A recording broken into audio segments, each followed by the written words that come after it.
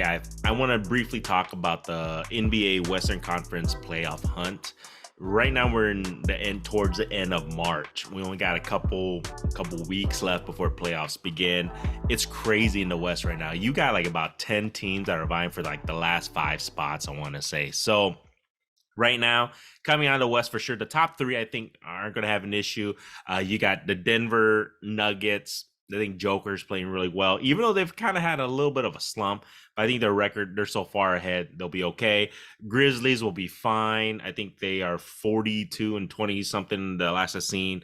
As barring a big drop off, plus they're going to get Ja back here. They should be okay to make the playoffs. And then the Sacramento Kings, surprisingly, their record, they should most likely make the playoffs, barring like a big catastrophe that should happen.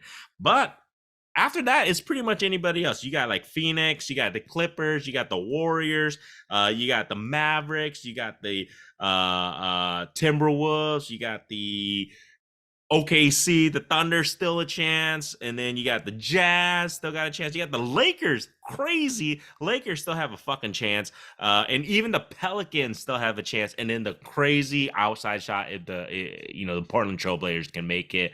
Like I said, Dame Lillard just has no help. So out of those teams, you got all those guys that are vying to try to get in, and most likely, they're going to get into the play-in games. But who's going to be in the top 6 seed? Who's trying to not be in the play-in again? So it's going to be really damn exciting to me. Who I think is going to come out? Obviously, those top 3 is going to come, make the playoffs. I think Phoenix still has a chance if KD can come back healthy, is going to win the West, period. So I think Phoenix is a shoe-in in my eyes. I think Clippers, they're getting tough. Clippers are tough. I'm telling you guys right now, the way the Clippers are playing, even with Westbrook, he can't shoot worth the darn. That will hurt them in the playoffs, but I think they will make a nice playoff run because you still got Kawhi and you still got Paul George. Those 2 guys will be able to carry that team really far.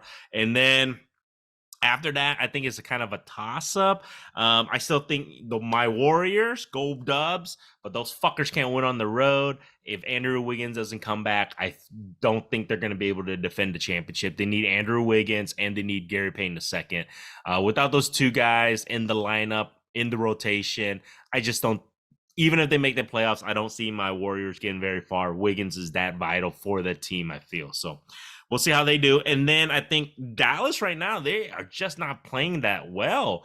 Luka's been hurt. He's been out last couple games. So if they can't get him, even if they get him back, I don't think they're going to gel well enough because the way Luka's ball dominant, so is fucking Kyrie ball dominant. They're just not gelling together. I just don't think it was the right match, the right trade. I understand what Mavericks were trying to do. They're trying to get Luka some help. I just felt like Kyrie was the wrong kind of help he needed. At least that's from my standpoint on that end. I don't think he's going to be able to help get him over the hump. So they may make the playoffs, but I think that's going to be about it. Maybe the Timberwolves will make it. Ant-Man got hurt the other night. Ankle is out. It's going to be tough for them to do anything without Ant-Man. And then OKC's young, man. Imagine if they had Chet Holmgren. Imagine if they still had Chet if he wasn't hurt for the year. So next year will be the year to keep an eye on the Oklahoma City Thunder, guys. I kid you guys not. They're so long, so lengthy, so athletic. I'm telling you, with Josh Giddey and Shea, that's a team to watch in the future. They are super long, super tall, super athletic. So keep an eye on them for next year. Not this year. They're not quite ready, in my opinion. And then Lakers, Utah, I don't think they're going to make it in. Those would be the 2 cats I think that will be, are going to vie for the last play-in spot.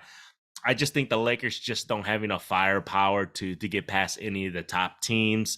Even if they get into the play-in game, they may not even get past that. So like I said, I think besides Denver, Memphis, Sacramento, those are the 3 I think in for sure the playoffs.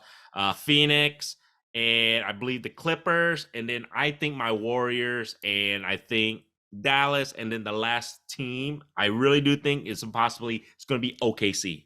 I think they're going to end up somehow getting in, at least in the play-in games, and I think they're going to be the top 8 team that gets past the play-in game. That's my top 8 for now. Shit changes with injury. Shit changes in the next couple weeks. But we shall see. And then the Warriors, shout out to them. They finally fucking got over the hump. They won on the road against the lowly Houston Rockets. Of course, it took the worst team in the West, like I was saying, for them to finally get over that stupid road woes, whatever you can call it. I just don't see them winning very much on the road this year without Wiggins. So if they don't get him back, we shall see how they do. But that's it, man. I'm telling you guys, dude, keep an eye on this West chase for the playoff spots, and the seeding is super fun, super exciting. And I think it just goes to show you how many teams in that middle are literally that talented and that good, that they're all like a 500. I don't know. That's one thing. Do you think the teams are worse? The NBA teams are worse because most of these guys are like around hovering 500, or is it that they're just that good and everybody's evenly matched? So I don't know how you want to look at that. You guys tell me on that. So there you guys go. If you guys like this shit, subscribe.